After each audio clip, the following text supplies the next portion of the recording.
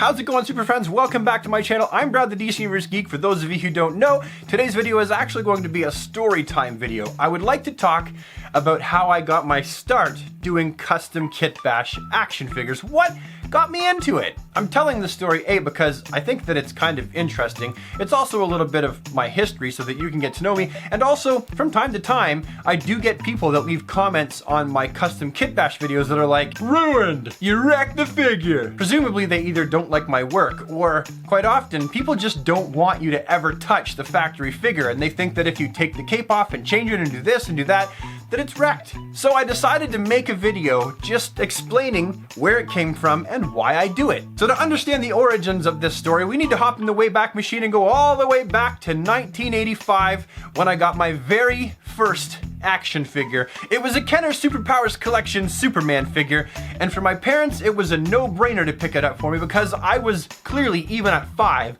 obsessed with the Man of Steel. The Christopher Reeve Superman movies were my absolute favorite movies. Superman to this day is still my very favorite fictional character, and she used to catch me tying a bath towel around my neck and jumping off the coffee table trying to fly. Seriously, my parents felt the need to take the TV antenna down from the roof. Remember the old days when there was that TV antenna that would go all the way up the back of your house and you could actually climb it and get on your roof? Yeah, they felt the need to take that off the house in case I decided to try and fly off the roof. I can't blame them for thinking that, considering in the house I was finding higher and higher things to jump off of. I used to jump down the stairs, the full flight of stairs, and they were like, how is he not dead? That was me.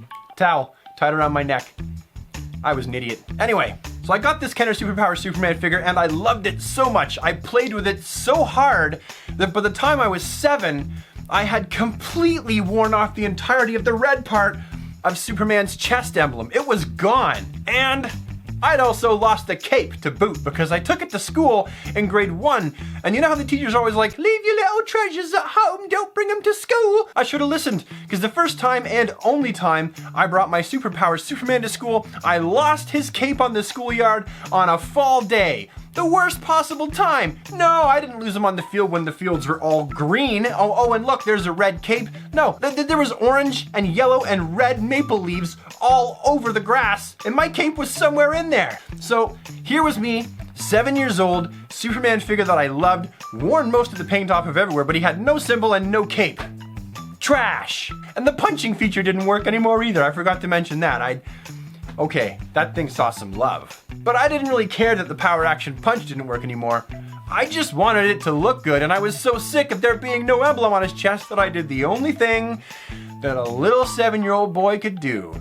I went downstairs, opened my box of Crayola crayons, grabbed the red crayon, and drew an S on his chest. It looked terrible. It looked really bad. The next time that I would ever get any kind of idea or desire to customize an action figure would be due to the success of the 1989 Tim Burton Michael Keaton Batman movie. Because, you see, even though Toy Biz would later go on to release a glorious assortment of action figures based on the movie, but before they came out, there was nothing. It was a void. So what did I do? Well, I had to have, must have, needed to have an all-black Batman figure to play with. So I took my Kenner Superpowers Collection Batman and a big old Sharpie marker and colored it black. It was a mess. It really was. It didn't start off so bad because I managed to keep most of the black ink from the marker off of his utility belt, his chest emblem, and his face and his eyes. But at the time, I remember being stoked that I even had one. And I took my freshly markered, even the cape, mind you, I markered the entire cape with Sharpie marker. I took Batman, I hopped on my bike, and I rode a mile down the road to my friend's house, and I was like, look what I did! And I pulled it out, and he laughed at me. I don't blame him. That was 10-year-old me, with a Sharpied up Kenner Superpowers Collection Batman figure to make him look like the one from the movie, which he didn't. He just looked like a Sharpied up Kenner Superpowers Collection Batman. If you've ever colored anything in Sharpie marker that's not paper, the marker might say permanent, but that's a lie. I know this because I would have to keep touching up the figure with marker every now and then because it would just come off on my fingers, and if it's on my fingers, you know where else it ended up? On the utility belt, on the chest emblem, and on the bottom half of his face. It was a mess. Now, it wouldn't be until a little bit later that the magical Consumers Distributing catalog would show up on my doorstep, and I would open it up to the toy section, as all little boys and girls did, and I was in the action figure section when what did I spy? The Toy Biz Batman figures from the 1989 movie. And I was like, Mom, we gotta go to Consumers Distributing. We gotta go because the Black Batman's there and I gotta get it before there's none left. Needless to say, we went to Consumers Distributing fairly quickly. We bought it for me and I loved it. Until that is, of course, the same thing happened to me that happens to a lot of people who had this figure. With the first run, you extended the belt, right? The bat winch belt that comes out of the little hole in his stomach there, and you extend it and then it got caught. The winch got stuck. Batman's string belt was stuck out. It was a disaster. It was at that point, literally, the single worst day of my life. And so I was automatically not satisfied with it after that because of that. And then I began to look at it more critically. And I noticed that the face sculpt didn't look like Michael Keaton at all. But what was I gonna do, right? There was nothing much that I really could do about it. I just kind of lived with it, wrapped his stupid belt around his waist, and then super glued the... It sucked. It was never the same.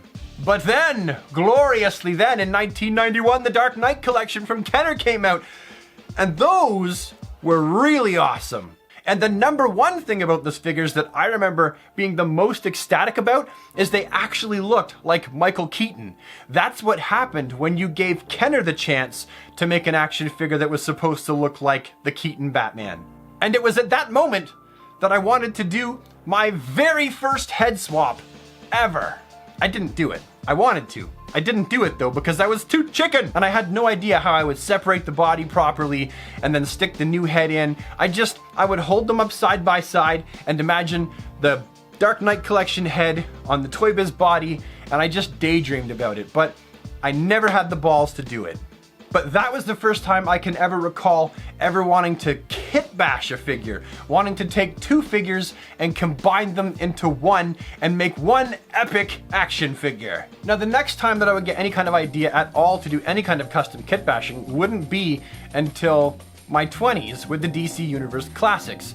Before that, I mean, I collected the DC Direct Superman figures and a bunch of other DC Direct, but I never really got the idea to swap parts and kitbash and do stuff like that until I got the Clash in the Cosmos 2-pack with Superman and Brainiac. That was actually my introduction to the DC Universe Classics. It was the Clash in the Cosmos 2-pack. I was never satisfied with the darker blue color. I always thought that the blue... I remember the first time I looked at it and had it in hand, I remember saying to Margaret, this is good, but the blue's not right. It's too dark. And obviously, the number one thing that I didn't like about it was the fact that he didn't have any pupils or retinas. It was just the red heat vision eyes.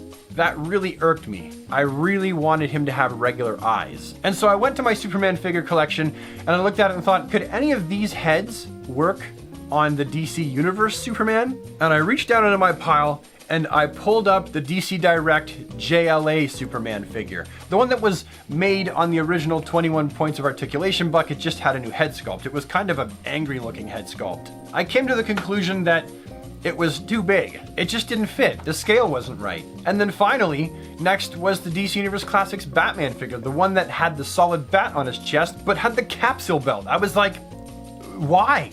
Why does it have the capsule belt? You could easily have put a pouch belt on it because by this point, they had two. Just throw the pouch belt on him and then it would have been perfect. But they didn't. And so that's what began me buying other action figures just for parts.